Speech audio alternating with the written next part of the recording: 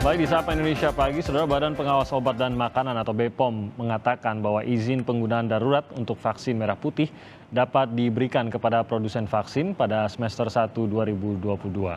Izin penggunaan darurat vaksin merah putih dapat diberikan ke salah satu produsen, yakni PT Bios Pharmaceutical Indonesia, apabila uji klinik berjalan sesuai rencana. Dalam tahap pengembangan vaksin lokal ini, BPOM menyerahkan sertifikat cara pembuatan obat yang baik atau CPOB untuk vaksin merah putih kepada PT Biotis. Bersama Universitas Airlangga, PT Biotis akan bekerja sama memproduksi vaksin merah putih. Vaksin merah putih diharapkan mampu menumbuhkan kemandirian vaksinasi COVID-19 di masa mendatang. Sehingga nanti akan bisa mendapatkan emergency authorization yang harapannya untuk vaksin merah putih produksi UNER dan PT Biotis ini adalah sekitar semester 1 tahun 2022 ini kalau disesuai dengan rencana.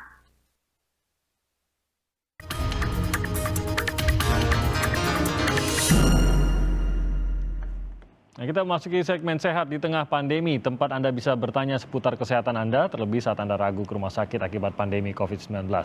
Pertanyaan bisa Anda kirimkan melalui Instagram kami di @sapaindonesia_kompastv sehari sebelum tayang, atau Anda bisa bertanya langsung kepada dokter melalui telepon interaktif saat ini di nomor telepon 021 5366 0500. Kali ini sudah ada dokter spesialis ortopedi dan traumatologi, ada Dr. Noha Rosyadiansyah Soekarno. Selamat pagi, Dr. Noha. Selamat pagi. Pagi, semoga sehat, dokter. Sehat, terima kasih. Kita langsung jelas saja. Ya? Jelas, dokter. Kita langsung ke pertanyaan pertama nih, dok, yang sudah dikirimkan melalui Instagram kami. Yang pertama ini dari @syarota.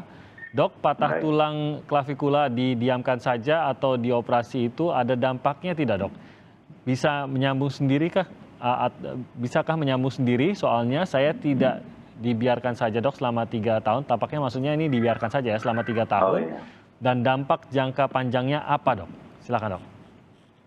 Baik, jadi kalau kita ngomong tulang klavikula itu adalah tulang yang berada di daerah dada ya, yang menghubungkan tulang tangan sini sama di daerah dada. Nah, itu kalau patah, ya kita ngomong soal patahnya dulu, maka nasib tulang patah itu bisa bermacam-macam, bisa 3 ya. Bisa nyambung sempurna, bisa menyambung tidak sempurna, atau kita sebut malunion, dan juga tidak nyambung, atau kita sebut juga non-union. Nah, dan itu tergantung juga dari patah awalnya nih, apakah patahnya dia bergeser sekali, atau patahnya cuman diam di tempat. Nah, itu berbeda-beda semua jawabannya nanti. Dampak jangka panjangnya pasti akan berbeda gitu ya? Beda. Kalau misalnya patahnya cuman diam di tempat gitu, terus dia bisa nyambung akhirnya sempurna, ya maka gerakannya akan seperti biasa saja. Gitu kan. Namun kalau misalnya tulangnya nyambung tidak sempurna, maka akan ada kelainan kosmetik. Jadi di daerah dinding dada ini akan ada nonjol. Nah, secara fungsi tergantung juga, bisa berpengaruh terhadap gerakannya, karena tidak misalnya maksimal. dia ya tidak maksimal, tidak latihan, atau kalau misalnya dia dari awal berlatih bisa ada yang bergerak, sehingga kelainannya hanya di tampilannya saja. Oke. Nah, tapi ya itu juga bisa terjadi kekakuan itu sampai sekitar 25% ya kemungkinan. Oke. Nah, sedangkan kalau tidak nyambung, misalnya karena jauh ya, terus ada daging yang nyelip di antara tulang, misalnya tidak nyambung, atau karena faktor yang lain, ya tentunya ya akan mengganggu ya setiap pergerakan pada saat pasiennya bergerak.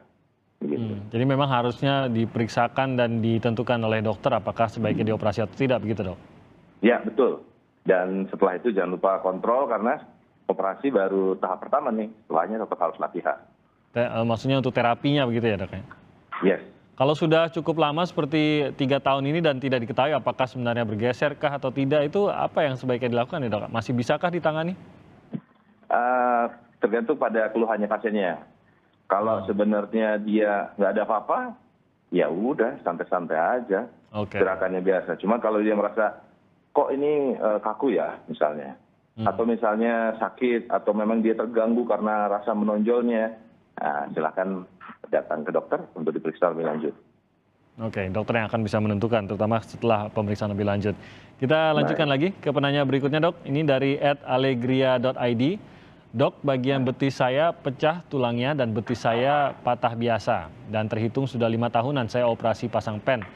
Apabila saya melakukan operasi lepas pen yang di bagian betis saya ini bisa meningkatkan kekuatan struktur tulang betis saya, Dok. Karena saya pernah dengar dari kata masyarakat umum ini yang terjadi. Nah, kekuatan tulang bila terpasang pen cenderung kurang kuat dibandingkan tulang yang sudah terlepas pennya. Intinya tulang yang sudah dilepas pennya lebih kuat daripada yang terpasang. Apakah itu benar, Dok? Baik, jadi saya jawab ya. Ya, silakan, Dok. Ya, ini sebenarnya pertanyaan yang unik ini, lucu ya. Jadi maksudnya mengenai setelah dipasang pen apakah jadi lebih kuat apa enggak? Ya. Nah itu sebenarnya tidak terlalu relevan. Maksudnya begini, kita tidak memasang pen untuk membuatnya tulang jadi lebih kuat. Ya, kita memasang pen itu kan untuk mengembalikan posisi mendekati aslinya, mempertahankannya sampai tulangnya sembuh. Nah, jadi apakah bakal lebih kuat apa enggak? Ya itu mungkin masing-masing ya. Tapi yang jelas bisa berfungsi. Justru yang bisa terjadi juga kadang-kadang misalnya, kalau misalnya dia sudah lepas pennya gitu kan, ya tetap bisa patah lagi. Kenapa bisa patah lagi? Ya karena misalnya dia jatuh lagi misalnya, atau misalnya dia tabrakan lagi, ya kan patah yang tulang normal saja bisa patah, yang setelah pasang pen ya bisa patah juga. Gitu. Tapi tidak mempengaruhi ini ya, mungkin kalau yang saya tangkap dari penanya ini adalah karena dipasang pen sehingga seakan-akan ada penopangnya, sehingga dari tulangnya sendiri jadi kurang kuat gitu. Jadi pennya harus dilepas sehingga tulangnya tuh terlatih menjadi lebih kuat gitu, Dok. Oh, tergantung sih jenis pennya apa gitu ya. Kalau di ekstremitas atas biasanya kita bebaskan pilihan kepada pasiennya. Contohnya di bagian tangan sini, boleh dilepas apa enggak. Nah, kalau yang di bawah juga tergantung jenis pennya. Kalau pennya itu jenisnya plate dan screw, kadang kita rekomendasikan untuk dilepas ya. Tapi jangan terlalu lama, karena kalau sudah terlalu lama banget, justru pennya itu sudah menyatu nih sama tulangnya. Oh, oke. Jadi udah susah lepasnya. Jadi disarankan untuk dilepas sebenarnya ya, kondisi terbaiknya. Ya, kalau di tahun-tahun awal ya, jadi sudah dikatakan nyambung sama dokternya, oke, ya pilihannya adalah ya dilepas. Tapi kalau misalnya bakal menjadi lebih lemah atau enggak sih, enggak seperti ya? itu. Gitu. Oke, jadi hanya termasuk dalam tahapan perawatan saja, bukan karena secara khusus akan memperkuat tulang juga, sebenarnya bukan karena itu ya, Dok ya? Bukan, ya. Oke, itu masukannya dari dokter. Kita lanjutkan lagi ke penanya berikutnya, ini dari Dwi King. Sudah 2 bulan lebih jari kaki saya atau kaki kanan bapak saya ini dipasang pen karena terkena mesin. Dan sampai saat ini tulangnya tidak kunjung menyatu.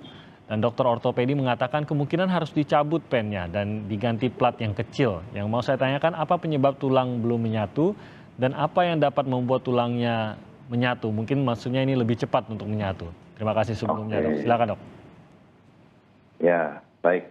Jadi begini, kalau kita sudah patah tulang, nah maka yang menentukan bisa sembuh atau enggak itu ada beberapa faktor ya. Yang pertama adalah faktor, kita bilang faktor biologis, ya, artinya dari tubuh pasiennya sendiri ya. Yang berikutnya adalah faktor mekanik, yaitu kestabilan tulangnya ya. Dan yang berikutnya juga adalah faktor gizi ya, atau faktor eksternalnya. Nah sekarang kita ngomong dari faktor biologis dulu nih. Seperti yang saya sebutkan tadi di patah sebelumnya, yang klavikula itu. Patahnya di awalnya bagaimana? Apakah patahnya itu benar-benar hancur, pecah gitu ya?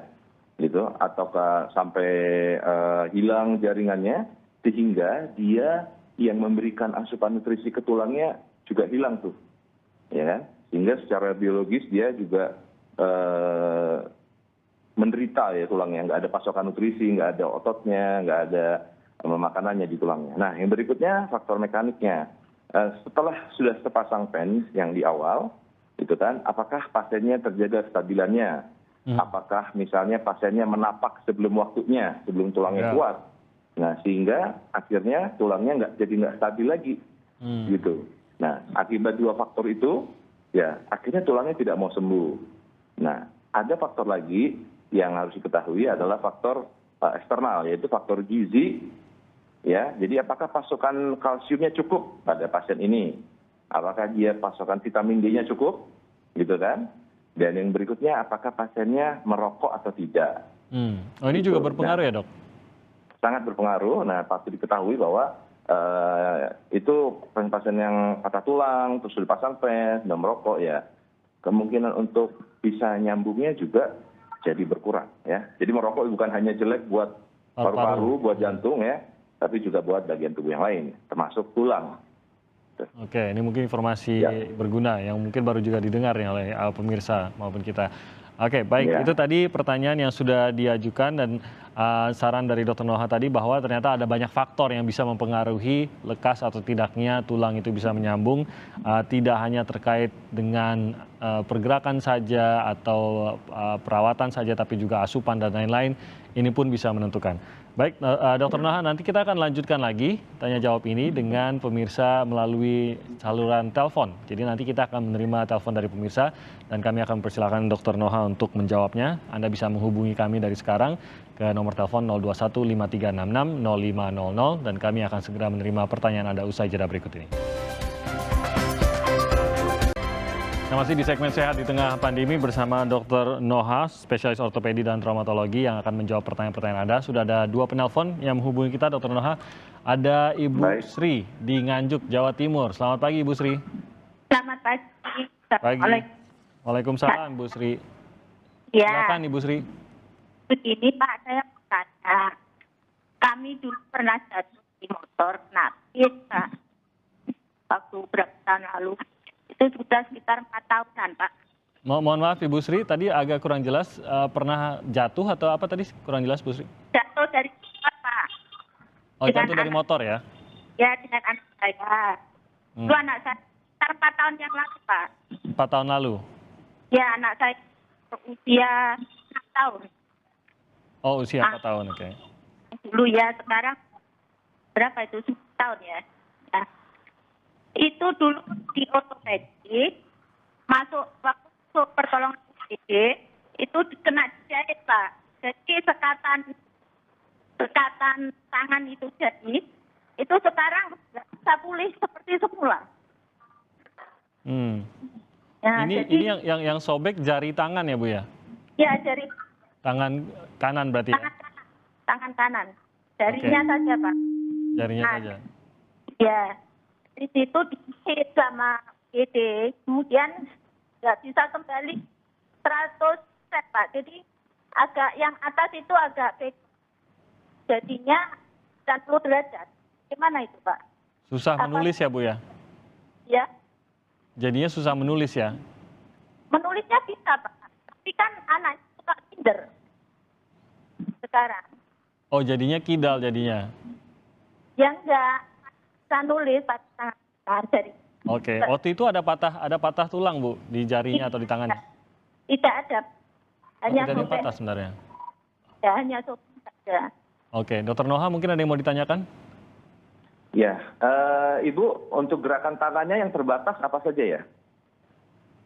Ya cuma saja, Pak, nggak bisa kembali 100% ke kiri, Pak. Hanya 90 derajat yang ujung itu, Pak.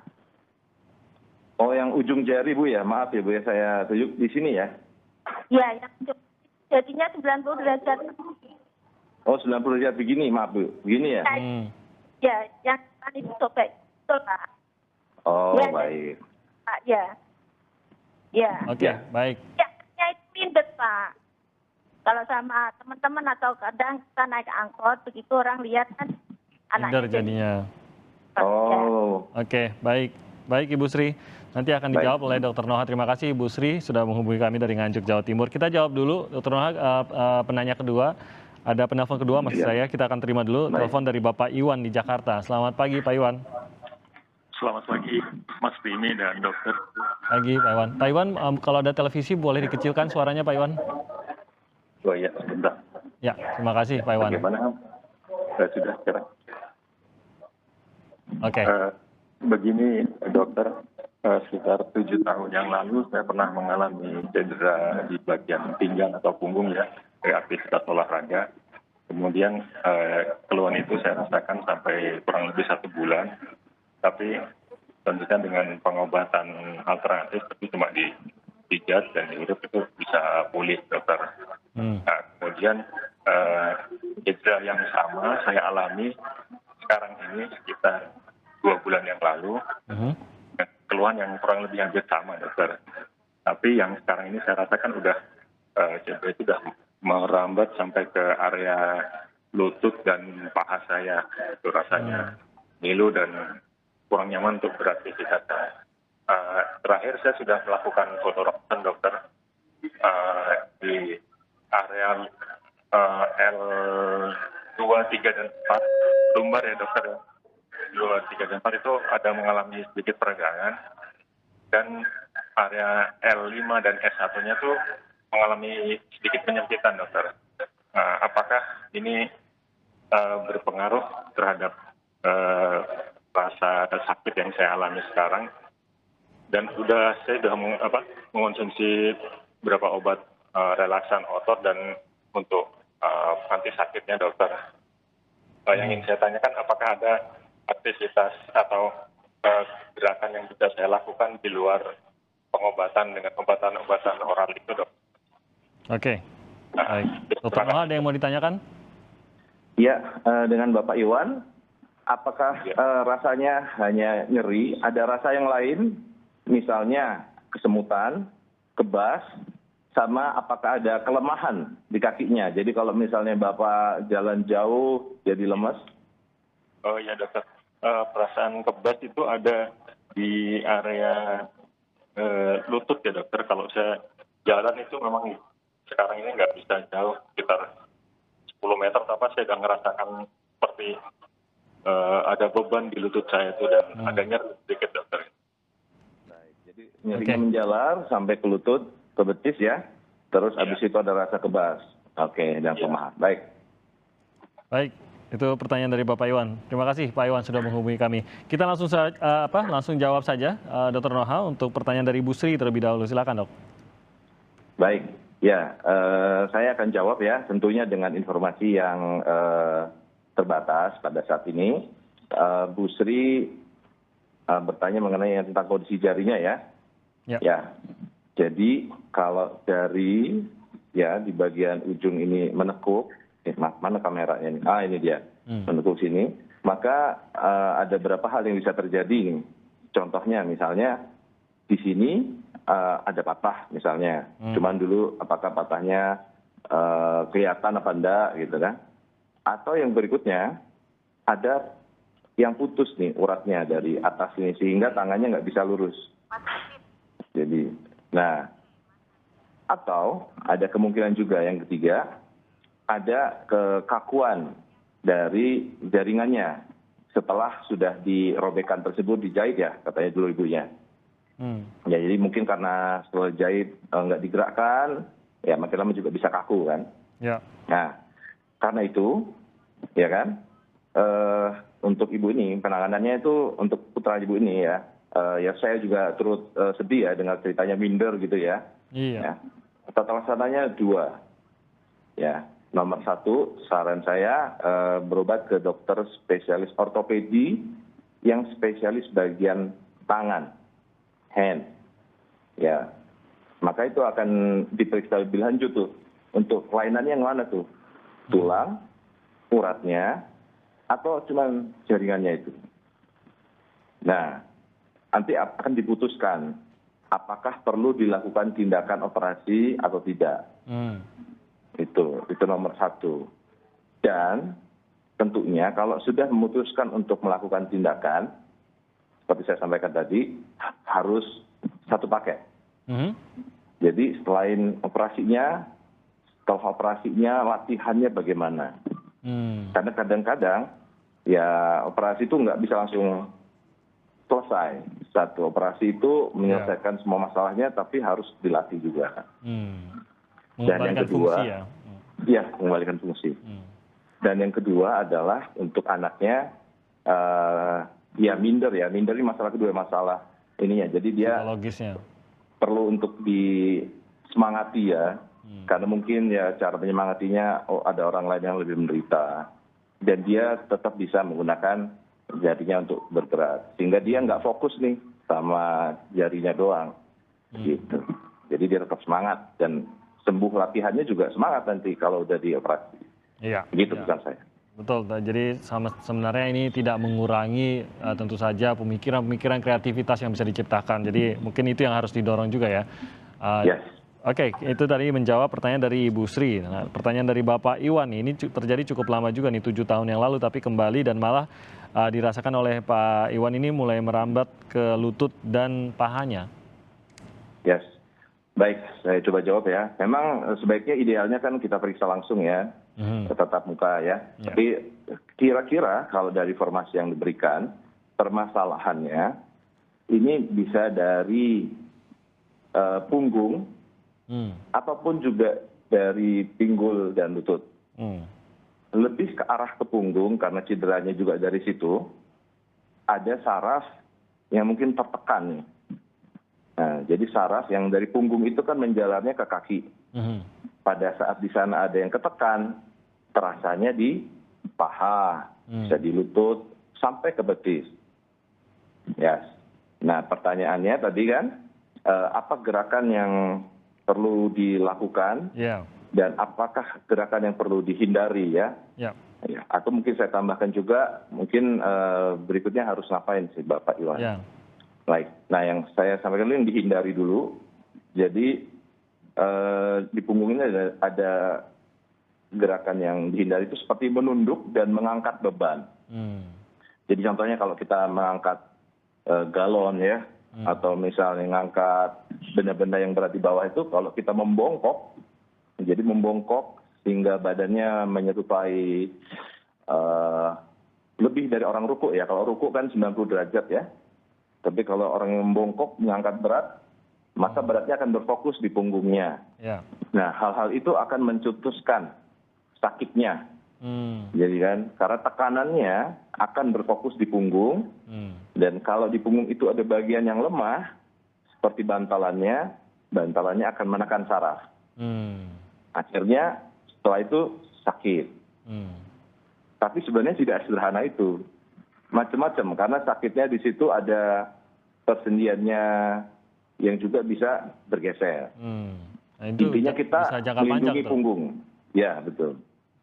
Nah, untuk gerakan-gerakan latihan ya, latihan itu namanya adalah latihan otot perut. Nah, karena otot perut ini berfungsi sebagai internal corset kalau saya bilang. Orang kan kalau sakit punggung nanya ya, saya perlu pakai korset dan lain-lain, ya. Nah, kalau saya bilang latihan otot perut. Kalau susah dicontohin di sini, saya gerak-gerak ini kayaknya susah nih. Jadi kalau mau cari-cari banyak videonya latihan otot perut ya, core muscle exercise. Itu akan menguatkan ke belakang gitu ya dok ya? Ya, dengan otot perut itu dia membantu ya. Jadi punggung yang lemah itu terkuatkan oleh ototnya. Namun penting juga karena sudah menjalar nih, artinya sudah ada jepitan saraf, berobat deh ke dokter ortopedi. Supaya ya itu tadi kembali diputuskan. Apakah ini rehabilitasi saja atau operasi. Baik, dari situ akan diketahui untuk Bapak Iwan bagaimana perawatan terbaiknya agar kondisinya bisa pulih. Terima kasih banyak Dr. Noah sudah menjawab pertanyaan-pertanyaan yang diajukan oleh pemirsa baik melalui Instagram maupun melalui telepon dari Ibu Sri dan Pak Iwan tadi. Semoga sehat terus Dr. Noah dalam bertugas. Terima kasih. Terima kasih. Assalamualaikum warahmatullahi wabarakatuh. Waalaikumsalam warahmatullahi wabarakatuh. Kita akan hadirkan lagi Sehat di Tengah Pandemi besok. Ada dokter spesialis penyakit dalam yang akan menjawab pertanyaan Anda. Anda bisa kirimkan pertanyaan mulai dari sekarang di Instagram kami di @sapindonesia_kompastv atau telepon kami besok pagi pada saat kami live dan dokter akan menjawab langsung pertanyaan Anda.